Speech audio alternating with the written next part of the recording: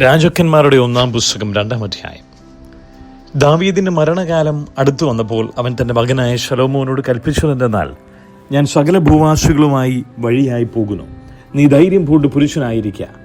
നീ എന്തു ചെയ്താലും എവിടേക്ക് തിരിഞ്ഞാലും സകലത്തിലും നീ കൃതാർത്ഥനാകേണ്ടതിനും നിന്റെ മക്കൾ പൂർണ്ണ ഹൃദയത്തോടും പൂർണ്ണ മനസ്സോടും കൂടെ എൻ്റെ മുമ്പാകെ സത്യമായി നടന്ന് തങ്ങളുടെ വഴി സൂക്ഷിച്ചാൽ ഇസ്രായേലിന്റെ രാജാസനത്തിൽ ഇരിപ്പാൻ ഒരു പുരുഷൻ നിനക്കില്ലാതെ പോകുകയില്ല എന്ന് യഹോവ എന്നോട് അരുളി ചെയ്ത വചനം താൻ ഉറപ്പിക്കേണ്ടതിനുമായി മോശയുടെ ന്യായപ്രമാണത്തിൽ എഴുതിയിരിക്കുന്നത് പോലെ നിന്റെ ദൈവമായ യഹോവയുടെ വഴികളിൽ നടന്ന് അവന്റെ ചട്ടങ്ങളും കൽപ്പനകളും വിധികളും സാക്ഷ്യങ്ങളും പ്രമാണിച്ചും കൊണ്ട് അവന്റെ ആജ്ഞ അനുസരിച്ചു കൊള്ളുക. വിശേഷിച്ച് സെരൂയയുടെ മകൻ യോവാബ് എന്നോട് ചെയ്തത് ഇസ്രായേലിലെ 2 സേനാധിപന്മാരായ നേരിന്റെ മകൻ അബ്നേരിനോടും യേഥരിന്റെ മകൻ അമാസയോടും ചെയ്തത് തന്നെ നീയും അറിയുന്നുവല്ലോ. അവൻ അവരെ കൊന്ന് സമാധാന സമയത്ത് യുദ്ധരക്തം ചൊരിഞ്ഞ് യുദ്ധരക്തം തന്റെ അരക്കച്ചയിലും കാലിലെ ചെരുപ്പിലുമാക്കിയല്ലോ. ആകയാൽ നീ ജ്ഞാനം പ്രയോഗിച്ച് അവന് നരയെ സമാധാനത്തോടെ പാതാളത്തിൽ ഇറങ്ങുവാൻ സമ്മതിക്കരുത്. എന്നാൽ ഗിലെയാദ്യരായ ബർസില്ലായുടെ മക്കൾക്ക് നീ ദയ കാണിക്കണം. അവർ നിന്റെ മേശയെങ്കിൽ ഭക്ഷണം കഴിക്കുന്നവരുടെ കൂട്ടത്തിൽ ഇരിക്കട്ടെ. നിന്റെ സഹോദരനായ അബ്ശാലോമിന്റെ മുമ്പിൽ നിന്ന് ഞാൻ ഓടിപ്പോകുമ്പോൾ അവർ അങ്ങനെ തന്നെ എന്നോട് പെരുമാറി. പിന്നെ ബഹൂരീമിലെ ബെന്യാമീനായ ഗേറിയുടെ മകൻ ശിമെയി എന്നൊരുവനുണ്ടല്ലോ. ഞാൻ മഹനീമിലേക്ക് പോകുന്ന ദിവസം അവൻ എന്നെ കഠിന ശാപത്തോടെ ശപിച്ചു. എങ്കിലും അവൻ യോർദാങ്കൽ എന്നെ എതിരേറ്റ് വന്നതുകൊണ്ട് അവനെ വാൾ കൊണ്ട് കൊല്ലുകയില്ല എന്ന് ഞാൻ യഹോവയുടെ നാമത്തിൽ അവനോട് സത്യം ചെയ്തു. എന്നാൽ നീ അവനെ ശിക്ഷിക്കാതെ വിടരുത്. നീ ബുദ്ധിമാനല്ലയോ? അവനോട് എന്തു ചെയ്യണമെന്ന് നീ അറിയും. അവന്റെ നരയെ രക്തത്തോടെ പാതാളത്തിലേക്ക് അയക്കുക. പിന്നെ ദാവീദ് തന്റെ പിതാക്കന്മാരോടുകൂടെ നിദ്ര പ്രാപിച്ചു. ദാവീദിന്റെ നഗരത്തിൽ അവനെ അടക്കം ചെയ്തു. ദാവീദ് ഇസ്രായേലിൽ വാണകാലം 40 സംവത്സരം. അവൻ ഹെബ്രോനിൽ 7 സംവത്സരവും യെരൂശലേമിൽ 33 സംവത്സരവും വാണു. ശലോമോൻ തന്റെ അപ്പനായ ദാവീദിന്റെ സിംഹാസനത്തിലിരുന്നു. അവന്റെ രാജ്യത്വം ഏറ്റവും സ്ഥിരമായി വന്നു. എന്നാൽ ഹഗീത്തിന്റെ മകനായ അദോനിയാവ് ശലോമോന്റെ അമ്മയായ ബത്ശേബയെ ചെന്ന് കണ്ടു. നിന്റെ വരവ് ശുഭമോ എന്ന് അവൾ ചോദിച്ചതിന് ശുഭം തന്നെ എന്ന് അവൻ പറഞ്ഞു. എനിക്ക് നിന്നോടൊരു കാര്യം പറവാനുണ്ട് എന്നവൻ പറഞ്ഞു. പറക എന്നവൾ പറഞ്ഞു. അവൻ പറഞ്ഞത് എന്തെന്നാൽ, രാജ്യത്വം എനിക്കുള്ളതായിരുന്നു. ഞാൻ വാഴേണ്ടതിന് ഇസ്രായേലൊക്കെയും പ്രതീക്ഷിച്ചിരുന്നു എന്ന് നീ അറിയുന്നുവല്ലോ. എന്നാൽ രാജ്യത്വം മറിഞ്ഞ് എൻ്റെ സഹോദരനായിപ്പോയി. യഹോവയാൽ അത് അവന് ലഭിച്ചു. എന്നാൽ ഇപ്പോൾ ഞാൻ നിന്നോടൊരു കാര്യം അപേക്ഷിക്കുന്നു, അത് തള്ളിക്കളയരുതേ. നീ പറക എന്നവൾ പറഞ്ഞു. അപ്പോൾ അവൻ, ശൂന്യക്കാരത്തിയായ അബീഷഗിനെ എനിക്ക് ഭാര്യയായിട്ട് തരുവാൻ ശലോമോൻ രാജാവിനോട് പറയണമേ. അവൻ നിന്റെ അപേക്ഷ തള്ളുകയില്ലല്ലോ എന്ന് പറഞ്ഞു. ആകട്ടെ, ഞാൻ നിനക്ക് വേണ്ടി രാജാവിനോട് സംസാരിക്കാമെന്ന് ബത്ശേബ പറഞ്ഞു. അങ്ങനെ ബത്ശേബ അദോനിയാവിന് വേണ്ടി ശലോമോൻ രാജാവിനോട് സംസാരിപ്പാൻ അവന്റെ അടുക്കൽ ചെന്നു. രാജാവ് എഴുന്നേറ്റ് അവളെ എതിരേറ്റ് ചെന്ന് വന്ദനം ചെയ്ത് തന്റെ സിംഹാസനത്തിലിരുന്ന് രാജമാതാവിന് ഇരിപ്പാൻ കൊടുപ്പിച്ചു. അവൾ അവന്റെ വലത്തുഭാഗത്ത് ഇരുന്നു. ഞാൻ നിന്നോടൊരു ചെറിയ കാര്യം അപേക്ഷിക്കുന്നു, എന്റെ അപേക്ഷ തള്ളിക്കളയരുത് എന്നവൾ പറഞ്ഞു. രാജാവ് അവളോട്, എന്റെ അമ്മേ, ചോദിച്ചാലും ഞാൻ നിന്റെ അപേക്ഷ തള്ളുകയില്ല എന്ന് പറഞ്ഞു. അപ്പോൾ അവൾ, ശൂന്യക്കാരത്തിയായ അബീഷഗിനെ നിന്റെ സഹോദരനായ അദോനിയാവിന് ഭാര്യയായിട്ട് കൊടുക്കണമെന്ന് പറഞ്ഞു. ശലോമോൻ രാജാവ് തന്റെ അമ്മയോട്, ശൂന്യക്കാരത്തിയായ അബീഷഗിനെ അദോനിയാവിന് വേണ്ടി ചോദിക്കുന്നതെന്ത്? രാജ്യത്വത്തെയും അവനു വേണ്ടി ചോദിക്കരുതോ? അവനെന്റെ ജ്യേഷ്ഠനല്ലോ. അവനും പുരോഹിതൻ അബ്യാഥാരനും സെരൂയയുടെ മകൻ യോവാബിനും വേണ്ടി തന്നെ എന്നുത്തരം പറഞ്ഞു. അദോനിയാവ് ഈ കാര്യം ചോദിച്ചത് തന്റെ ജീവനാശത്തിനായിട്ടല്ലെങ്കിൽ ദൈവം തക്കവണ്ണവും അധികവും എന്നോട് ചെയ്യട്ടെ. ആകയാൽ എന്നെ സ്ഥിരപ്പെടുത്തിയവനും എന്നെ എൻ്റെ അപ്പനായ ദാവീദിന്റെ സിംഹാസനത്തിൽ ഇരുത്തി തന്റെ വാഗ്ദത്ത പ്രകാരം എനിക്കൊരു ഗൃഹം പണിതവനുമായ യഹോവയാണ്. ഇന്നു തന്നെ അദോനിയാവ് മരിക്കണം എന്ന് ശലോമോൻ രാജാവ് കൽപ്പിച്ച് യഹോവയുടെ നാമത്തിൽ സത്യം ചെയ്തു. പിന്നെ ശലോമോൻ രാജാവ് യഹോയാദയുടെ മകനായ ബെനായാവെ അയച്ചു. അവനെ വെട്ടിക്കൊന്നുകളഞ്ഞു. അബ്യാഥാർ പുരോഹിതനോട് രാജാവ്, നീ അനാഥോത്തിലെ നിന്റെ ജന്മഭൂമിയിലേക്ക് പോയിക്കൊള്ളുക. നീ മരണയോഗ്യനാകുന്നു. എങ്കിലും നീ എൻ്റെ അപ്പനായ ദാവീദിന് മുമ്പാകെ കർത്താവായ യഹോവയുടെ പെട്ടകം ചുമന്നതുകൊണ്ടും എൻ്റെ അപ്പൻ അനുഭവിച്ച സകല കഷ്ടങ്ങളെയും നീ കൂടെ അനുഭവിച്ചതുകൊണ്ടും ഞാൻ ഇന്ന് നിന്നെ കൊല്ലുന്നില്ല എന്ന് പറഞ്ഞു. ഇങ്ങനെ യഹോവ ശീലോവിൽ വെച്ച് ഏലിയുടെ കുടുംബത്തെക്കുറിച്ച് അരുളി ചെയ്ത വചനത്തിന് നിവൃത്തി വരേണ്ടതിന് ശലോമോൻ അബ്യാഥാരനെ യഹോവയുടെ പൗരോഹിത്യത്തിൽ നിന്ന് നീക്കിക്കളഞ്ഞു. ഈ വർത്തമാനം യോവാബിന് എത്തിയപ്പോൾ യോവാബ് അബ്ശാലോമിന്റെ പക്ഷം ചേർന്നിരുന്നില്ലെങ്കിലും അദോനിയാവിന്റെ പക്ഷം ചേർന്നിരുന്നു. അവൻ യഹോവയുടെ കൂടാരത്തിൽ ഓടിച്ചെന്ന് യാഗപീഠത്തിൻ്റെ കൊമ്പുകളെ പിടിച്ചു. യോവാബ് യഹോവയുടെ കൂടാരത്തിൽ ഓടിച്ചെന്ന് യാഗപീഠത്തിൻ്റെ അടുക്കൽ നിൽക്കുന്നു എന്ന് ശലോമോൻ രാജാവിന് അറിവ് കിട്ടി. അപ്പോൾ ശലോമോൻ യഹോയാദയുടെ മകനായ ബെനായാവെ അയച്ചു. നീ ചെന്ന് അവനെ വെട്ടിക്കളക എന്ന് കൽപ്പിച്ചു. ബെനായാവ് യഹോവയുടെ കൂടാരത്തിൽ ചെന്നു. നീ പുറത്തു വരിക എന്ന് രാജാവ് കൽപ്പിക്കുന്നു എന്ന് അവനോട് പറഞ്ഞു. ഇല്ല, ഞാൻ ഇവിടെ തന്നെ മരിക്കും എന്ന് അവൻ പറഞ്ഞു. ബെനായാവ് ചെന്ന് യോവാബ് ഇങ്ങനെ പറയുന്നു, ഇങ്ങനെ അവൻ എന്നോട് ഉത്തരം പറഞ്ഞു എന്ന് രാജാവിനെ ബോധിപ്പിച്ചു. രാജാവ് അവനോട് കൽപ്പിച്ചത്, അവൻ പറഞ്ഞതുപോലെ നീ ചെയ്യുക, അവനെ വെട്ടിക്കൊന്ന് കുഴിച്ചിടുക. യോവാബ് കാരണം കൂടാതെ ചിന്നിയ രക്തം നീ ഇങ്ങനെ എങ്കിൽ നിന്ന് എൻ്റെ പിതൃഭവനത്തിങ്കിൽ നിന്നും നീക്കിക്കളക. അവൻ്റെ രക്തപാതകം യഹോവ അവൻ്റെ മേൽ തന്നെ വരുത്തും. ഇസ്രായേലിന്റെ സേനാധിപതിയായ നീരിന്റെ മകൻ അബ്നേർ, യഹൂദയുടെ സേനാപതിയായ യേഥേരിന്റെ മകൻ അമാസ എന്നിങ്ങനെ തന്നേക്കാൾ നീതിയും സൽഗുണവുമുള്ള 2 പുരുഷന്മാരെ അവനെൻ്റെ അപ്പനായ ദാവീദ് അറിയാതെ വാൾ കൊണ്ട് വെട്ടിക്കൊന്നുകളഞ്ഞുവല്ലോ. അവരുടെ രക്തം എന്നേക്കും യോവാബിൻ്റെയും അവൻ്റെ സന്തതിയുടെ തലമേൽ ഇരിക്കും. ദാവീദിനും അവൻ്റെ സന്തതിക്കും ഗ്രഹത്തിനും സിംഹാസനത്തിനും യഹോവയെങ്കിൽ നിന്ന് എന്നേക്കും സമാധാനമുണ്ടാകും. അങ്ങനെ യഹോയാദയുടെ മകനായ ബെനായാവ് ചെന്ന് അവനെ വെട്ടിക്കൊന്നു.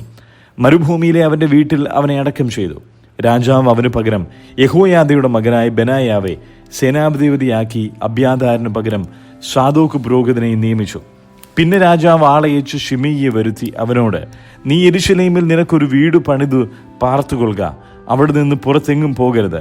പുറത്തിറങ്ങി കിദ്രോൻ തോട് കടക്കുന്ന നാളിൽ നീ മരിക്കേണ്ടി വരും എന്ന് തീർച്ചയായി അറിഞ്ഞുകൊള്ളുക. നിന്റെ രക്തം നിന്റെ മേൽ തന്നെ ഇരിക്കും എന്ന് കൽപ്പിച്ചു. ശിമെയി രാജാവിനോട്, അത് നല്ല വാക്ക്, യജമാനായ രാജാവ് കൽപ്പിച്ചതുപോലെ അടിയൻ ചെയ്തു കൊള്ളാം എന്ന് പറഞ്ഞു. അങ്ങനെ ശിമെയി കുറച്ചു കാലം യെരൂശലേമിൽ പാർത്തു. 3 സംവത്സരം കഴിഞ്ഞപ്പോൾ ശിമെയിയുടെ 2 അടിമകൾ മാഖയുടെ മകനായ ആഖീഷ് എന്ന ഗത്ത് രാജാവിന്റെ അടുക്കൽ ഓടിപ്പോയി. തന്റെ അടിമകൾ ഗത്തിലുണ്ടെന്ന് ശിമെയിക്ക് അറിവ് കിട്ടി. അപ്പോൾ ശിമെയി എഴുന്നേറ്റ് കഴുതയ്ക്ക് കോപ്പിട്ട് പുറപ്പെട്ട് അടിമകളെ അന്വേഷിപ്പാൻ ഗത്തിൽ ആഖീഷിന്റെ അടുക്കൽ പോയി. അങ്ങനെ ശിമെയി ചെന്ന് അടിമകളെ ഗത്തിൽ നിന്ന് കൊണ്ടുവന്നു. ശിമെയി യെരൂശലേം വിട്ടു ഗത്തിൽ പോയി മടങ്ങി വന്നു എന്ന് ശലോമോൻ അറിവ് കിട്ടി. അപ്പോൾ രാജാവ് ആളയച്ച് ശിമെയെ വരുത്തി അവനോട്, നീ പുറത്തിറങ്ങി എവിടെയെങ്കിലും പോകുന്ന നാളിൽ മരിക്കേണ്ടി വരുമെന്ന് തീർച്ചയായി അറിഞ്ഞുകൊള്ളുക എന്ന് ഞാൻ നിന്നെക്കുറിച്ച് യഹോവ നാമത്തിൽ സത്യം ചെയ്യിച്ചു സാക്ഷീകരിച്ചതും ഞാൻ കേട്ട വാക്ക് നല്ലതെന്ന് നീ എന്നോട് പറയുകയും ചെയ്തില്ലയോ? അങ്ങനെയിരിക്കെ നീ യഹോവയുടെ ആണയും ഞാൻ നിന്നോട് കൽപ്പിച്ചു കൽപ്പനയും പ്രമാണിക്കാതെ ഇരുന്നതെന്ത് എന്ന് ചോദിച്ചു. പിന്നെ രാജാവ് ശിമെയിയോട്, നീ എൻ്റെ അപ്പനായ ദാവീദിനോട് ചെയ്തതും നിനക്ക് ഓർമ്മയുള്ളതും ആയ ദോഷമൊക്കെയും നീ അറിയുന്നുവല്ലോ. യഹോവ നിന്റെ ദോഷം നിന്റെ തലമേൽ തന്നെ വരുത്തും. എന്നാൽ ശലോമോൻ രാജാവ് അനുഗ്രഹിക്കപ്പെട്ടവനും ദാവീദിന്റെ സിംഹാസനം യഹോവയുടെ മുമ്പാകെ എന്നേക്ക് സ്ഥിരവുമായിരിക്കും എന്ന് പറഞ്ഞിട്ട് രാജാവ് യഹോയാദയുടെ മകൻ ബെനായാവോട് കൽപ്പിച്ചു. അവൻ ചെന്ന് അവനെ വെട്ടിക്കൊന്നു. അങ്ങനെ രാജ്യത്വം ശലോമോന്റെ കയ്യിൽ സ്ഥിരമായി. യിരെമ്യാവിന്റെ പുസ്തകം 1-ാം അധ്യായം. ബെന്യാമീൻ ദേശത്ത് അനാഥോത്തിലെ പുരോഹിതന്മാരിൽ ഹിൽക്കിയാവിന്റെ മകനായ യിരെമ്യാവിന്റെ വചനങ്ങൾ. അവന് യഹൂദ രാജാവായി ആമോന്റെ മകനായ യോശിയാവിന്റെ കാലത്ത് അവന്റെ വാഴ്ചയുടെ 13-ാം ആണ്ടിൽ യഹോവയുടെ അരുളപ്പാടുണ്ടായി. യഹൂദ രാജാവായി യോശിയാവിന്റെ മകനായ യെഹോശാക്കീമിന്റെ കാലത്തും യഹൂദ രാജാവായി യോശിയാവിന്റെ മകനായ സിദക്കിയാവിന്റെ 11-ാം ആണ്ടിന്റെ അവസാനം വരെയും 5-ാം മാസത്തിൽ യെരൂശലേമിലെ പ്രവാസത്തിലേക്ക് കൊണ്ടുപോയതുവരെയും തന്നെ അങ്ങനെ ഉണ്ടായി. യഹോവയുടെ അരുളപ്പാട് എനിക്കുണ്ടായതെന്തെന്നാൽ, നിന്നെ ഉദരത്തിൽ ഉരുവാക്കിയതിനു മുമ്പേ ഞാൻ നിന്നെ അറിഞ്ഞു. നീ ഗർഭപാത്രത്തിൽ നിന്ന് പുറത്തു വന്നതിന് മുമ്പേ ഞാൻ നിന്നെ വിശുദ്ധീകരിച്ചു. ജാതികൾക്ക് പ്രവാചകനായി നിയമിച്ചിരിക്കുന്നു. എന്നാൽ ഞാൻ, അയ്യോ യഹോവയായ കർത്താവേ, എനിക്ക് സംസാരിപ്പാൻ അറിഞ്ഞുകൂടാ, ഞാൻ ബാലനല്ലോ എന്ന് പറഞ്ഞു. അതിന് യഹോവ എന്നോട് അരുളി ചെയ്തത്, ഞാൻ ബാലൻ എന്ന് നീ പറയരുത്. ഞാൻ നിന്നെ അയക്കുന്ന ഏവരുടെയും അടുക്കൽ നീ പോകുകയും ഞാൻ നിന്നോട് കൽപ്പിക്കുന്നതൊക്കെയും സംസാരിക്കുകയും വേണം. നീ അവരെ ഭയപ്പെടരുത്. നിന്നെ വിടുവിക്കേണ്ടതിന് ഞാൻ നിന്നോട് കൂടെ ഉണ്ടെന്ന് യഹോവയുടെ അരുളപ്പാട്. പിന്നെ യഹോവ കൈ നീട്ടി എൻ്റെ വായെ തൊട്ടു. ഞാൻ എൻ്റെ വചനങ്ങളെ നിന്റെ വായിൽ തന്നിരിക്കുന്നു.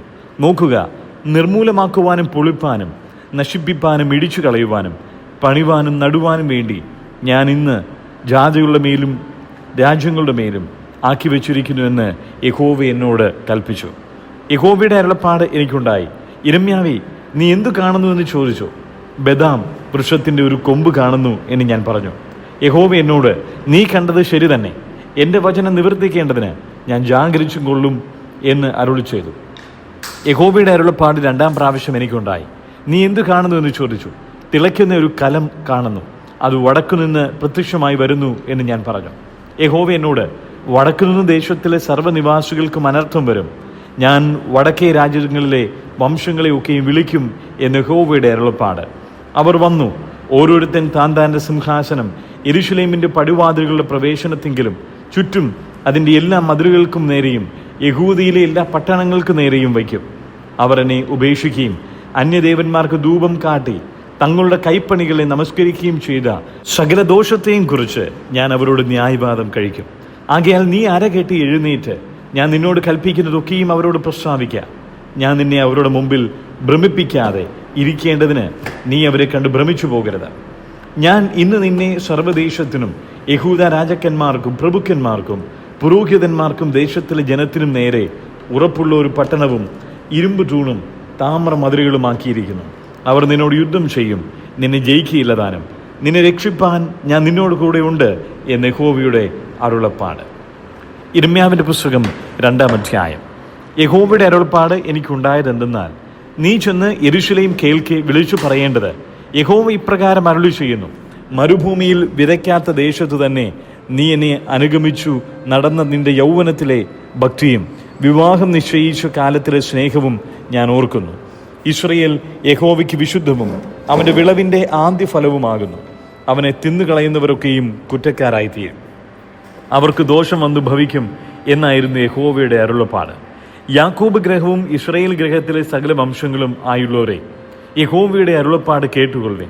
യഹോവ ഇപ്രകാരം അരുളി ചെയ്യുന്നു, നിങ്ങളുടെ പിതാക്കന്മാർ എന്നെ വിട്ടകന്ന് മിഥ്യാമൂർത്തികളോട് ചേർന്ന് വ്രതന്മാർ ആയിത്തീരുവാൻ തക്കവണ്ണം അവർ എന്നിൽ എന്തൊരു അന്യായം കണ്ടു. ഞങ്ങളെ മിസ്രയീം ദേശത്തു നിന്ന് പുറപ്പെടുവിച്ചു. പാഴ്നിലങ്ങളും കുഴികളുമുള്ള ദേശമായി, വരൾച്ചയും കൂരിരുളുമുള്ള ദേശമായി, മനുഷ്യ സഞ്ചാരമോ ആൾപ്പാർപ്പോ ഇല്ലാത്ത ദേശമായി മരുഭൂമിയിൽ കൂടി ഞങ്ങളെ നടത്തിക്കൊണ്ടുവന്ന യഹോവ എവിടെ എന്നവർ ചോദിച്ചില്ല. ഞാൻ നിങ്ങളെ ഫലവത്തായൊരു ദേശത്ത് അതിൻ്റെ ഫലവും ഗുണവും അനുഭവിപ്പാൻ കൂട്ടിക്കൊണ്ടുവന്നു. എന്നാൽ അവിടെ എത്തിയ ശേഷം നിങ്ങൾ എൻ്റെ ദേശത്തെ അശുദ്ധമാക്കി എൻ്റെ അവകാശത്തെ അറപ്പാക്കി കളഞ്ഞു. യഹോവ എവിടെ എന്ന് പുരോഹിതന്മാർ അന്വേഷിച്ചില്ല. ന്യായപ്രമാണജ്ഞന്മാർ എന്നെ അറിഞ്ഞില്ല. ഇടയന്മാർ എന്നോട് അതിക്രമം ചെയ്തു. പ്രവാചകന്മാർ ബാൽ മുഖാന്തരം പ്രവചിച്ചു. പ്രയോജനമില്ലാത്തവയോട് ചേർന്ന് നടന്നു. അതുകൊണ്ട് ഞാൻ ഇനിയും നിങ്ങളോട് വ്യവഹരിക്കും, നിങ്ങളുടെ മക്കളുടെ മക്കളോടും ഞാൻ വ്യവഹരിക്കുമെന്ന് യഹോവയുടെ അരുളപ്പാട്. നിങ്ങൾ കിത്തീയരുടെ ദ്വീപുകളിലേക്ക് കടന്നു ചെന്ന് നോക്കുവിൻ. കേദാരിലേക്ക് ആളയച്ച് നല്ലവണ്ണം അന്വേഷിച്ച് ഇതുപോലെ സംഭവിച്ചിട്ടുണ്ടോ എന്ന് നോക്കുവിൻ. ഒരു ജാതി തൻ്റെ ദേവന്മാരെ മാറ്റിയിട്ടുണ്ടോ? അവ ദേവന്മാരല്ലതാനും. എന്നാൽ എൻ്റെ ജനം എൻ്റെ മഹത്വമായവനെ പ്രയോജനമില്ലാത്തതിന് പകരം മാറ്റിക്കളഞ്ഞിരിക്കുന്നു. ആകാശമേ, ഇതിങ്കൽ വിസ്മയിച്ചു ഭ്രമിച്ച് ഏറ്റവും സ്തംഭിച്ചു പോക എന്ന് യഹോവയുടെ അരുളപ്പാട്. എൻ്റെ ജനം 2 ദോഷം ചെയ്തിരിക്കുന്നു. അവർ ജീവജലത്തിൻ്റെ ഉറവായ എന്നെ ഉപേക്ഷിച്ച് വെള്ളമില്ലാത്ത കിണറുകളെ, പൊട്ടക്കിണറുകളെ തന്നെ കുഴിച്ചിരിക്കുന്നു. ഇസ്രായേൽ ദാസനോ വീട്ടിൽ പിറന്ന അടിമയോ അവൻ കവർച്ചയായി തീർന്നിരിക്കുന്നത് എന്ത്? ബാലസിംഹങ്ങൾ അവൻ്റെ നേരെ അലറി നാദം കേൾപ്പിച്ച് അവൻ്റെ ദേശത്തെ ശൂന്യമാക്കി. അവൻ്റെ പട്ടണങ്ങൾ വെന്ത് നിവാസികൾ ഇല്ലാതെയായിരിക്കുന്നു. നോഫിരും തക്പനേസിരും നിന്റെ നെറുകയെ തകർത്ത് കളഞ്ഞിരിക്കുന്നു. നിന്റെ ദൈവമായ യഹോവ നിന്നെ വഴ നടത്തിയപ്പോൾ അവനെ ഉപേക്ഷിക്കുക കൊണ്ടല്ലയോ നീ ഇത് സമ്പാദിച്ചത്? ഇപ്പോഴോ മിസ്രൈമിലേക്കുള്ള യാത്ര എന്തിന്? ഷീഹോരിലെ വെള്ളം കുടിപ്പാനോ? അശൂരിലേക്കുള്ള യാത്ര എന്തിന്? ആ നദിയിലെ വെള്ളം കുടിപ്പാനോ? നിന്റെ ദുഷ്ടത തന്നെ നിനക്ക് ശിക്ഷയും നിന്റെ വിശ്വാസ ത്യാഗങ്ങൾ നിനക്ക് ദണ്ഡനവുമാകും. അതുകൊണ്ട് നീ നിന്റെ ദൈവമായ യഹോവയെ ഉപേക്ഷിച്ചതും എൻ്റെ ഭയം നിനക്ക് ഇല്ലാതിരിക്കുന്നതും എത്ര ദോഷവും കയ്പുമായുള്ളതെന്ന് അറിഞ്ഞു കണ്ടുകൊള്ളുക എന്ന് സൈന്യങ്ങളുടെ യഹോവയായ കർത്താവിൻ്റെ അരുളപ്പാട്. പണ്ടു തന്നെ നീ നുകം തകർത്ത് നിന്റെ കയറ് പൊട്ടിച്ചു. ഞാൻ അടിമവേല ചെയ്യുകയില്ല എന്ന് പറഞ്ഞ് ഉയർന്ന കുന്നിന്മേൽ ഒക്കെയും പച്ചയായ വൃക്ഷത്തിൻ കീഴൊക്കെയും നീ വേശ്യയായി കിടന്നു. ഞാൻ നിന്നെ വിശിഷ്ട മുന്തിരിവള്ളിയായി നല്ല തൈയായി തന്നെ നട്ടിരിക്കെ നീ എനിക്ക് കാട്ടുമുന്തിരിവള്ളിയുടെ തൈയായി തീർന്നതെങ്ങനെ? നീ ധാരാളം ശവർക്കാരം തേച്ചു ചാരവെള്ളം കൊണ്ട് കൊഴുകിയാലും നിന്റെ അകൃത്യം എൻ്റെ മുമ്പിൽ മലിനമായിരിക്കുന്നുവെന്ന് യഹോവയായ കർത്താവിൻ്റെ അരുളപ്പാട്. ഞാൻ മലിനമായിട്ടില്ല, ഞാൻ ബാൽ വിഗ്രഹങ്ങളോട് ചെന്ന് ചേർന്നിട്ടില്ല എന്ന് നിനക്ക് എങ്ങനെ പറയാം? താഴ്വരയിലെ നിന്റെ നടപ്പ് വിചാരിക്കാം. നീ ചെയ്തതോർക്ക. വഴിയിൽ അങ്ങോട്ടും ഇങ്ങോട്ടും വിരഞ്ഞോടുന്ന പെണ്ണൊട്ടകമല്ലയോ നീ? നീ മരുഭൂമി ശീലിച്ച് അതിമോഹം പൂണ്ട് കിഴക്കുന്ന കാട്ടുകഴുത തന്നെ. അതിൻ്റെ മതപ്പാടിൽ അതിനെ തടുക്കാകുന്നവനാർ. ആരും അതിനെ അന്വേഷിച്ച് തളരുകയില്ല. അതിൻ്റെ മാസത്തിൽ അതിനെ കണ്ടെത്തും. ചെരുപ്പ് ഊരിപ്പോകാതെ വണ്ണം നിന്റെ കാലും വരണ്ടു പോകാതെ വണ്ണം നിന്റെ തൊണ്ടയും സൂക്ഷിച്ചു കൊള്ളുക. നീയോ അത് വെറുതെ. അങ്ങനെയല്ല, ഞാൻ അന്യന്മാരെ സ്നേഹിക്കുന്നു, അവരുടെ പിന്നാലെ ഞാൻ പോകും എന്ന് പറഞ്ഞു. കള്ളനെ കണ്ടുപിടിക്കുമ്പോൾ അവൻ ലജ്ജിച്ചു പോകുന്നത് പോലെ ഇസ്രായേൽ ഗൃഹം ലജ്ജിച്ചു പോകും. അവരും അവരുടെ രാജാക്കന്മാരും പ്രഭുക്കന്മാരും പുരോഹിതന്മാരും പ്രവാചകന്മാരും തന്നെ. അവർ മരത്തോട് നീ എൻ്റെ അപ്പനെന്നും കല്ലിനോട് നീ എന്നെ പ്രസവിച്ചവൾ എന്നും പറയുന്നു. അവർ മുഖമല്ല മുതുകത്രേ എങ്കിലേക്ക് തിരിച്ചിരിക്കുന്നത്. എന്നാൽ കഷ്ടകാലത്ത് അവർ നീ എഴുന്നേറ്റ് ഞങ്ങളെ രക്ഷിക്കണമേ എന്ന് പറയും. നീ ഉണ്ടാക്കിയിട്ടുള്ള നിന്റെ ദേവന്മാർ എവിടെ? കഷ്ടകാലത്ത് നിന്നെ രക്ഷിപ്പാൻ അവർക്ക് കഴിവുണ്ടെങ്കിൽ അവർ എഴുന്നേൽക്കട്ടെ. അയ്യോ യഹൂദയെ, നിന്റെ പട്ടണങ്ങളുടെ എണ്ണത്തോളം നിനക്ക് ദേവന്മാരും ഉണ്ടല്ലോ. നിങ്ങൾ എന്നോട് വാദിക്കുന്നത് എന്ത്? നിങ്ങളെല്ലാവരും എന്നോട് ദ്രോഹിച്ചിരിക്കുന്നു എന്ന് യഹോവയുടെ അരുളപ്പാട്. ഞാൻ നിങ്ങളുടെ മക്കളെ അടിച്ചത് വ്യർത്ഥം, അവർ ബുദ്ധി പഠിച്ചില്ല. നശിപ്പിക്കുന്ന സിംഹത്തെ പോലെ നിങ്ങളുടെ വാൾ തന്നെ നിങ്ങളുടെ പ്രവാചകന്മാരെ തിന്നുകളഞ്ഞു. ഇപ്പോഴത്തെ തലമുറയായുള്ളവേ, യഹോവയുടെ അരുളപ്പാട് കേൾപ്പിൻ. ഞാൻ ഇസ്രയേലിന് ഒരു മരുഭൂമിയായിരുന്നുവോ, അന്ധകാര പ്രദേശമായിരുന്നുവോ? ഞങ്ങൾ കെട്ടഴിഞ്ഞ് നടക്കുന്നു, ഇനി നിന്റെ അടുക്കൽ വിരകയില്ല എന്ന് എൻ്റെ ജനം പറയുന്നത് എന്ത്? ഒരു കന്യക തൻ്റെ ആഭരണങ്ങളും ഒരു മണവാട്ടി തൻ്റെ അരക്കച്ചയും മറക്കുമോ? എന്നാൽ എൻ്റെ ജനം എണ്ണമില്ലാത്ത നാളായി എന്നെ മറന്നിരിക്കുന്നു. പ്രേമം അന്വേഷിക്കേണ്ടതിന് നീ നിന്റെ വഴി എത്ര ചേലാക്കുന്നു. അതുകൊണ്ട് നീ ദുർനടപ്പുകാരത്തികളെയും നിന്റെ വഴികൾ അഭ്യസിപ്പിച്ചിരിക്കുന്നു. നിന്റെ ഉടുപ്പിൻ്റെ വിളുമ്പലും കുറ്റമില്ലാത്ത സാധുക്കളുടെ രക്തം കാണുന്നു. ഭവനം ഭേദനത്തിലല്ല നീ അവരെ പിടിച്ചത്. ഇവയെക്കുറിച്ചൊക്കെയും ഞാൻ ന്യായവാദം കഴിക്കും. നീയോ ഞാൻ കുറ്റമില്ലാത്തവൾ, അവൻ്റെ കോപം എന്നെ വിട്ടുമാറിയിരിക്കുന്നു സത്യം എന്ന് പറയുന്നു. ഞാൻ പാപം ചെയ്തിട്ടില്ല എന്ന് നീ പറയുന്നത് കൊണ്ട് ഞാൻ നിന്നോട് വ്യവഹരിക്കും. നിന്റെ വഴിയെ മാറ്റേണ്ടതിന് നീ ഇത്ര തെണ്ടി നടക്കുന്നത് എന്ത്? അശൂരിങ്കൽ നീ ലജ്ജിച്ചു പോയിരിക്കുന്നത് പോലെ മിസ്രയീമെങ്കിലും ലജ്ജിച്ചു പോകും.